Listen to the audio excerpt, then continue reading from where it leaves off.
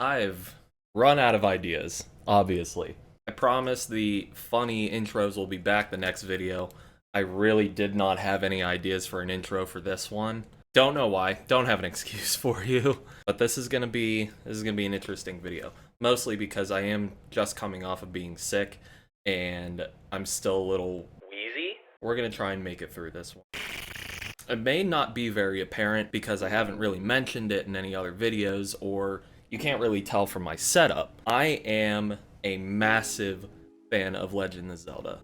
Oh no. Oh god. My favorite video game series is actually Legend of Zelda. In the absolute mess of Pokemon stuff that I have in my living room and in my office, there's a puzzle that I did years ago of the map of Hyrule. And I don't know if you can really see it back there. The amiibos that I have in the front and on the top are the Legend of Zelda ones. I might actually be the biggest Zelda fan without a replica Master Sword and Hylian Shield, which is weird. Either way, I don't really talk about it much. I don't think I've ever really mentioned that it is my favorite game series.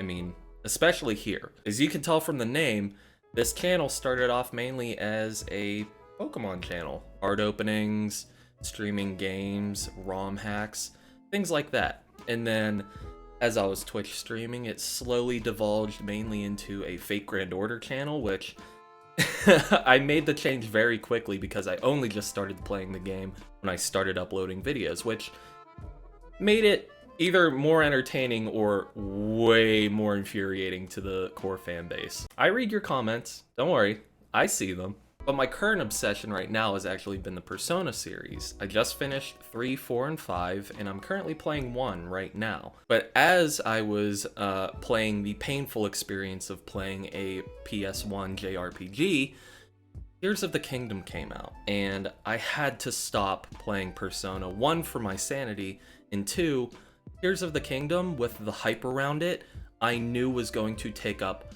every second of my free time. And for the first 3 weeks, it did. With my day job and trying to hang out with as many people to keep myself as sane as possible in my personal life, I clocked over 65 hours, which is a lot for a game for me. I started scripting this video immediately after I finished the game because there was a lot on my mind that I wanted to talk about.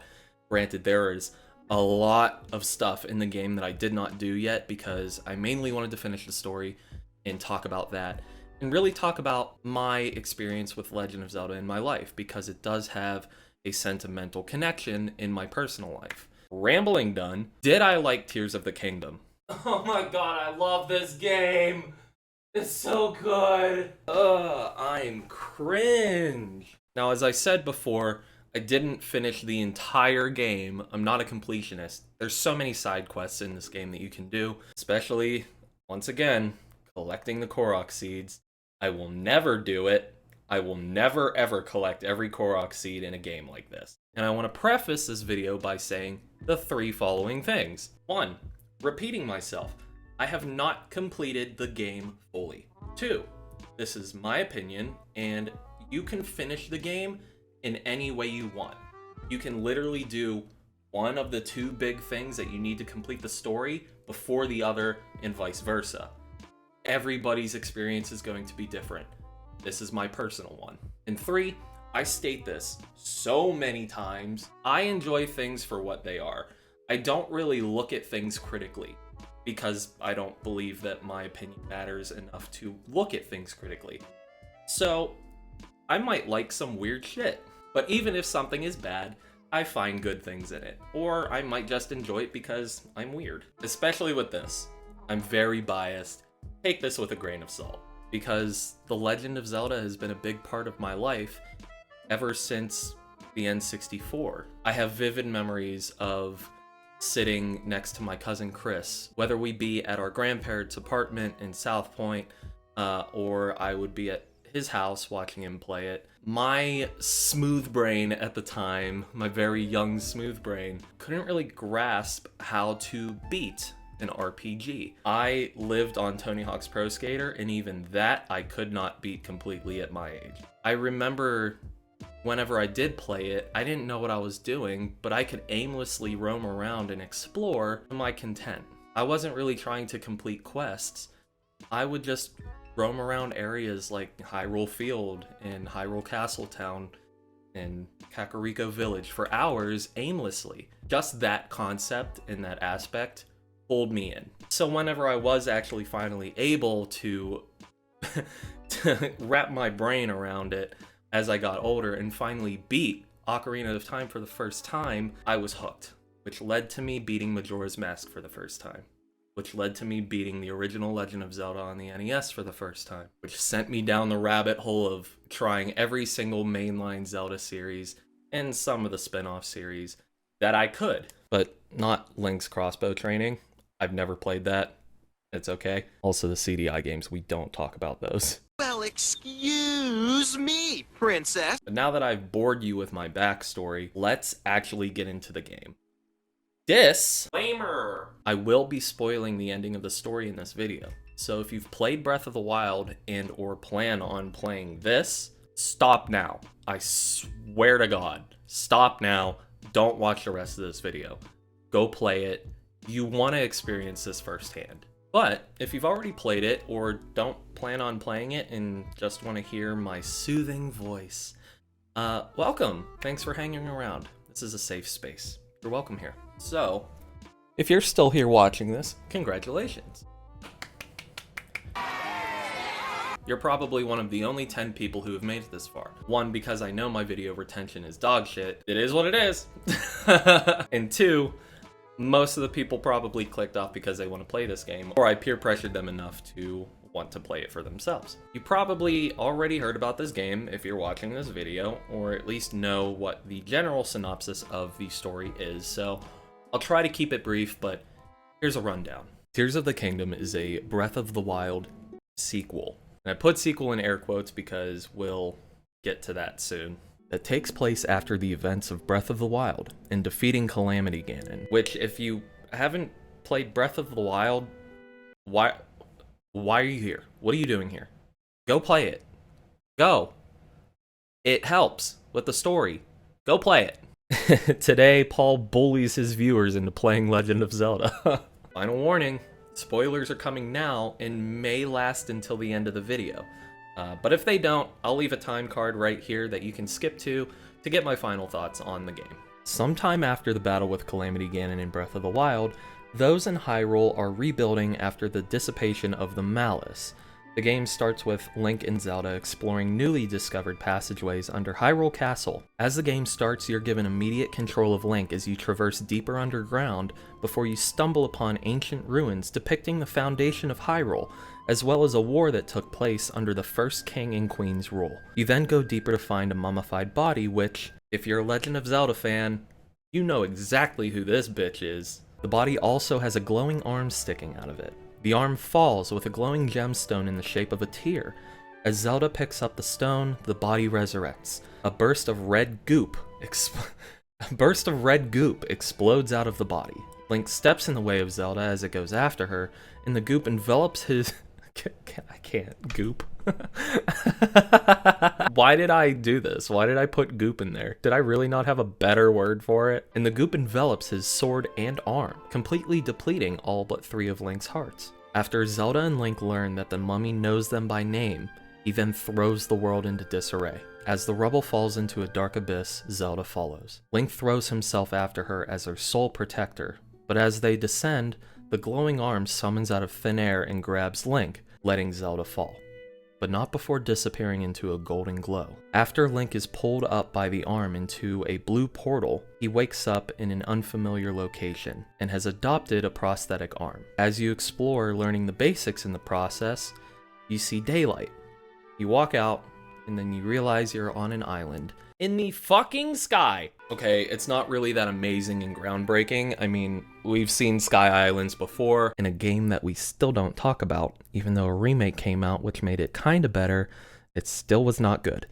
I still don't like it. The only redeeming qualities of that game are the characters and the art style. Girahim is dope, Bruce is overrated, Fee is mommy. You start with the Master Sword, but it's whittled away to almost nothing, and breaking permanently after a few attacks. From here, you can literally form your own path to what you want your endgame to be. My playthrough was about 60 to 65 hours, and that was me completing the story, doing all the main quests, a handful of side quests, getting both extra stamina rings, getting a total of 14 heart containers, and probably spending the first 8 hours or so wandering around. There was just so much of the game to take in all at once. I was just sitting on my love seat, elated and starry-eyed that I'm playing a new mainline Zelda title. Really, it was almost the same feeling that I had whenever I started playing Breath of the Wild for the first time. But it didn't take me long after the wandering around, when I started doing quests, that I was sorely mistaken. So the big reason why my playthrough is probably different than a lot of others is how I started. I did the same thing in this that I did in Breath of the Wild. I went straight to Hyrule Castle because I am a masochist. Or I got as close as I could to the castle before dying, which happens very easily in this game. A lot of these enemies can one-shot you, especially when you have 3 hearts or 10 hearts. I was getting one-shotted mere moments before I faced Ganon in the final battle, and I had a total of 14 hearts. I was very blindsided by the difficulty curve from Breath of the Wild, but nonetheless excited for it. Tears of the Kingdom is pretty much built off of Breath of the Wild in its foundation. You're exploring the same Hyrule with the same resources, albeit some are updated and expanded on. But the biggest difference that you come across immediately is the new arm that you've been given. This arm can do many things, such as pick up and move objects, reverse objects in time, build shit, ascend your body through literal solid rock, automatically build shit, use inanimate objects together, probably give you a real mean handy. Oh, did I also mention you can build crazy shit? It didn't take long for players to completely break this game with the amount of things that you could build, especially with the biggest imaginations possible. Yeah, Fortnite, Minecraft, but whatever, I got it. Can you build the Batmobile in Fortnite or Minecraft? Yeah, probably. Apart from building, you also have the ability once again to gain powers from the 4 main characters in the 4 outlying regions plus 1 hidden one at the end, just as you did like the champions in Breath of the Wild. However, in this case, while keeping the same elemental properties of those powers, you're given completely different ones. You realize after completing 5 temples and gaining those 5 powers from those characters, that those 5 characters are actually the new sages that are going to fight against Ganon with you, that replace the past sages that fought against Ganon with the first king. And that first king, King Rauru, that arm that Link has is his. Yeah. What? Some of the other things that are the same as in Breath of the Wild are having to unlock the map by going to towers and activating them, solving tests of wisdom, strength, and courage by completing shrines that you locate throughout, and the side quests, which by completing them can bear major fruit like tunics, armor, materials, and also a sick-ass fruit hat you get from Cece. You also get the Purah Pad, or just the Sheikah Slate with a fancy new name and extra gizmos. Did I just say gizmos? Oh god, I just turned 30. Oh no. Okay, I did just mention her. Elephant in the room. If you've played this game, or if you follow people who play this game on Twitter, mostly degenerates, we need to talk about Purah, or Purah. I don't know. I don't remember how it was pronounced. Purah. We'll do Purah. Oh, Purah. If you played Breath of the Wild, you know who Purah is. Purah is the very old lolly? Yeah? She used to look like this in Breath of the Wild. Now she looks like this. She was sick of looking like a child and not being able to reach high shelves. And yeah, looking at the design of this character, they knew exactly what they were doing, and they knew what they were getting into. Long story short, she's hot. There's no other way of putting it. She's hot. She's a hot character. Like, oh my god. Alright, Paul, look, listen, I need you to not have your degenerate self come out. Like, just reel it back in. I knew immediately, the second that I saw her, that the fandom was going to overly sexualize her. Sometimes I like it, other times I don't. I went onto Twitter less than a day after it came out and saw Purah was trending on it. And what I saw I could never come back from. I'll never be the same again. So what did I do when I saw the hashtag? Both to my pleasure and dismay. That's all we're gonna say about it. And while a lot of the aspects were adopted from Breath of the Wild, there are even more new aspects of this game. The obvious addition being the Sky Islands that were teased in the trailers and got the biggest hype. You already had this expansive map in Breath of the Wild that you could easily get lost in for hours, and now you're telling me there's more? Oh, but I was just a meager, naive boy at that time, because while I was fully prepared to venture into the skies of blue, I was not prepared for the nightmare beneath. The depths!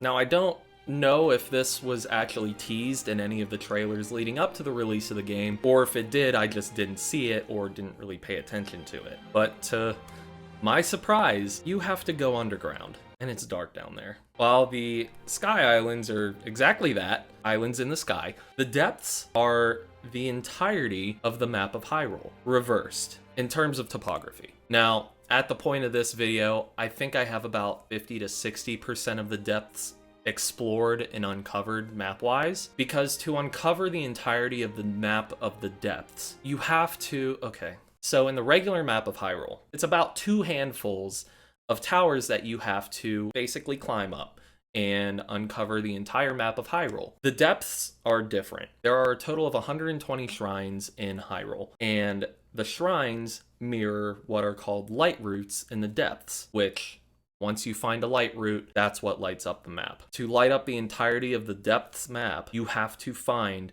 120 light roots. Granted, the light roots are literally mirrored from the shrines above. So if you find a shrine in the regular map, go directly beneath and you'll find the light root. That's 120 that you have to find. The depths are hard. I'm not a gamer. I usually go on easy difficulty because I'm normally playing games for the story. I'm bad at video games. It is what it is.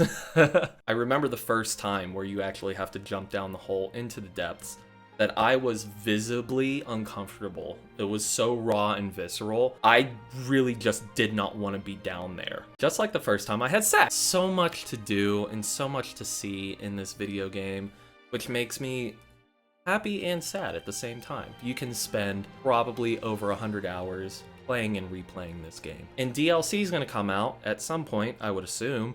So once that comes out, that adds even more. But it makes me sad because we're probably not going to get another mainline Zelda series in this decade. But the thing I want to talk about most, and the main reason that I'm making this video, really just as an excuse to talk about it to somebody, whoever you are watching this now, about the story, and one of the biggest reasons that I fell in love with this series in the first place. Yeah, you can argue the timeline is so convoluted, especially with mainline series and side games with Hyrule Warriors and the CDI games, but again, we don't talk about that. But I mean, what big series isn't? Look at Kingdom Hearts. Look at it. Pay no attention to the shit show that is the Zelda timeline. Let's shit on Kingdom Hearts. But let's not. I like Kingdom Hearts. It's fun.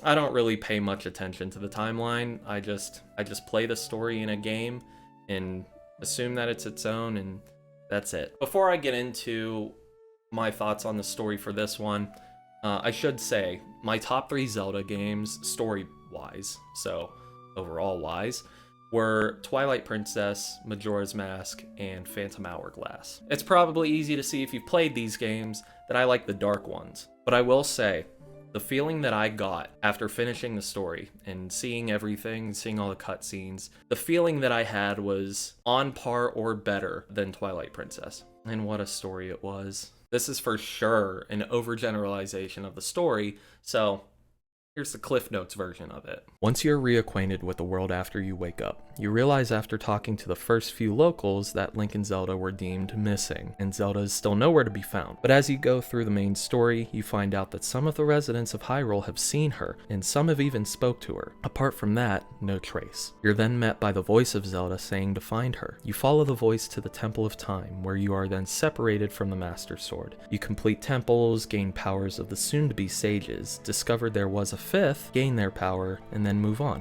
Then comes gathering memories through Dragon's Tears, which is what I started out with. Before I went to any of the soon-to-be sages, I collected the Dragon's Tears first, which give you all of the cutscenes in the story as to what happened after Zelda and Link separated. It's rough. As you unlock these memories, you see that Zelda went back in time, and Link stayed in the present. But where, you may ask, did Zelda go back? She went back in time to the rule of the first king and queen of Hyrule, and the Zonai. This also being the time of the imprisoning war. Her stay had begun early enough for you to see that Ganondorf was just the king of the Gerudo, and that there was little cause of concern for what he was planning to do. Ultimately, his motive is clear, beginning with the assassination of the then queen, Sonia, and stealing her secret stone. This then leads to the imprisoning war. You learn that during the war, the king and the 6 sages, including Zelda, had fought against Ganondorf. However, Ganondorf was too strong to be overcome. As a last resort, King Rauru was able to imprison. I get it? Imprisoning war?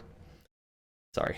King Rauru was able to imprison Ganondorf, sacrificing himself in the process. While Zelda was in that time, she spoke with the sister of Rauru, Minoru, the 5th sage. In conversation, Zelda learns that by swallowing the secret stone that she has, the stones that the sages have in the shape of teardrops, she can become an immortal dragon, although making them lose themselves. Zelda realizes what she has to do and why she was brought to that time. In one of the most heart-wrenching moments, I literally cried. I don't like talking about it. Zelda swallows the stone while holding the decayed Master Sword to become the immortal dragon that Link has to pull the Master Sword out of. When I tell you, the cutscene, whenever you collect the Dragon's Tears, you see all 10 or 12 cutscenes. The last tear appears, and once you collect it, you see the last cutscene, and you see her swallow the stone. And in the process of her becoming an immortal dragon, it zooms in on her face,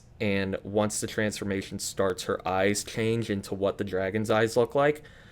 Oh my god. I was physically, like, my mouth was wide open. I was stunned. Like, Zelda essentially dies in this one. Zelda is essentially pronounced dead in this game, and you don't really know if she's coming back. You realize at that moment that Zelda as you know her is gone, but you have to push forward. So you get the Master Sword, you gain the powers of the new sages, and you're finally up to speed on what's happening, who your final enemy is, and you're ready to take them on. Hopefully.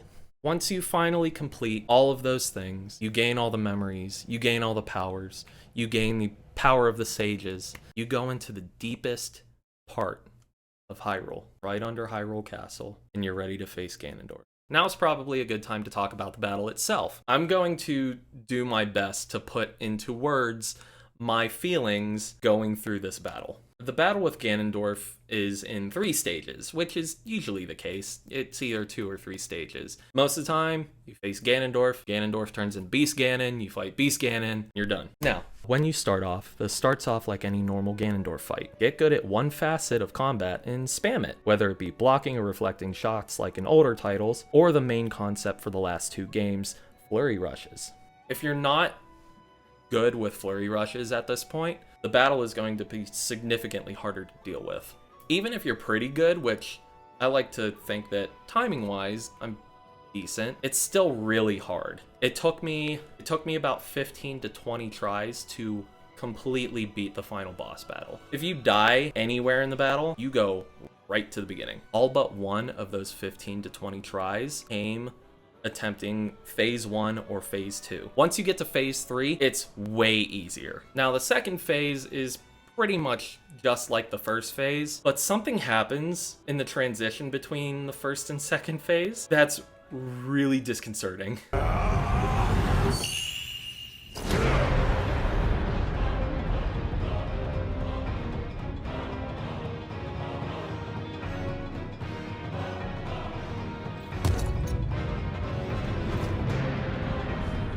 Yeah, what you just saw is not a glitch. That's a real thing that happens in the game, and it's really supposed to happen. Whenever something is like fourth wall breaking that I really don't expect, I never really expect fourth wall breaks in Zelda games, but to see that happen, I didn't know. I didn't know what was happening. I had a split second where I thought it was broken, but I didn't know. I wasn't sure. I was terrified. I hated it. And I loved it at the same time. It's a very Hideo Kojima thing to do. Oh yeah, you're also fighting 5 of them instead of 1. You have to defeat the main one, but 4 other ones are coming after you and attacking you. But the sages do come back and help you. So you really don't have a problem with them unless you get cornered. It's not that much more difficult. So once you've depleted Ganon's dumbass health bar back to where it was prior, the final phase starts. A cutscene plays showing Ganon following the path that Zelda had taken by eating his secret stone, hoping it will be enough to finally kill you, giving up his spirit to plunge the world into eternal darkness. You're now about to face the final form of Ganon, the demon dragon. You and Ganon are sent through the ground up into the skies, where your journey began. Now that you are alone in the air with the dragon, a familiar face comes to aid you. The Light Dragon, who is the dragon you pulled the Master Sword from, the dragon that Zelda had transformed into. After what is arguably the easiest portion of the battle, you plunge the Master Sword into the head of the demon dragon, killing it off completely. You stab the demon dragon in the head with heavy symbolism of where you pulled the Master Sword out of the Light Dragon, finally killing Ganondorf. The dragon explodes extraordinarily and dispersing the gloom over Hyrule. The region is safe once more. But before any of this is confirmed, a cutscene showing the Light Dragon begins. As the Light Dragon flies in the air, it cuts to Link and the spirits of King Rauru and Queen Sonia above. Not sure what's happening, but they basically put their hands on top of each other and light leaks out of it. This is what's typed up. I typed this up at maybe like 2 in the morning on this day. The light that envelops the Light Dragon then transforms her back into her human self. The princess is back. But wait, there's a problem. You're in the sky and you suddenly have no more clothes, no equipment, which means you have no paraglider. Oh, and great, now Zelda's falling.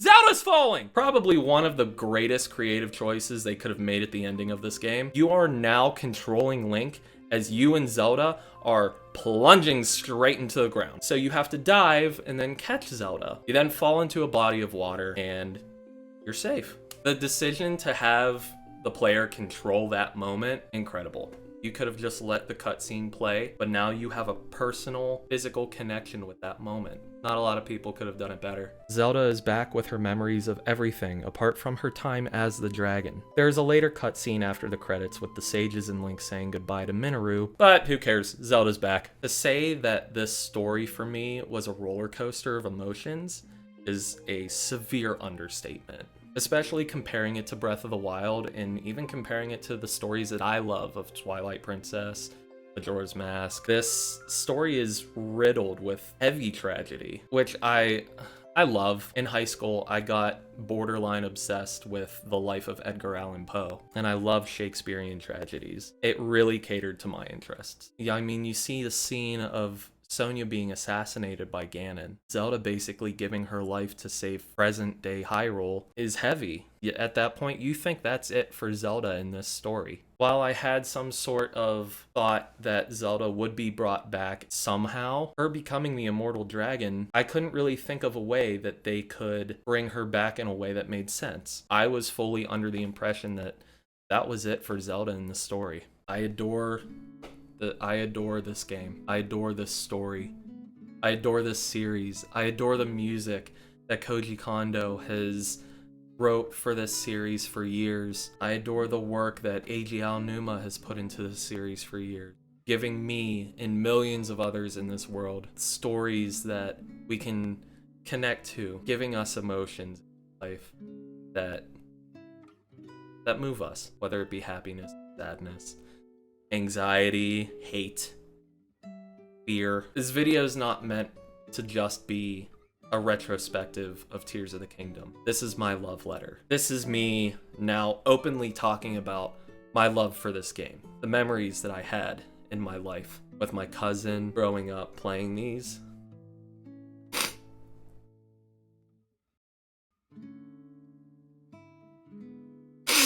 Oh shit. Oh god, I didn't think this was happening. I'll try and get through this. And growing up, connecting with my best friend over this series, being able to be alive for this. While some of the stories are very sad, at the end of the day, I'm so glad that I was able to experience them. And now I'm finally glad that I'm able to share them with you. And I hope this at least gives you some motivation to play the other Zelda games, or play your first one for the first time, because everybody deserves to experience this. And you might love it just as much, even more than me. Before I go into a full breakdown, thank you again Thank you for being here through this entire video. I know it was kind of long, it may have been kind of boring. I'm kind of a monotone guy, but thank you again so much. If you enjoyed it, please hit the like button. You can share it with your friends and consider subscribing. It helps a lot in the growth of this channel and it would mean a lot to me, and it gets me one step closer into quitting my day job. You know? Thank you again for being here with me, and I'll see you in the next one.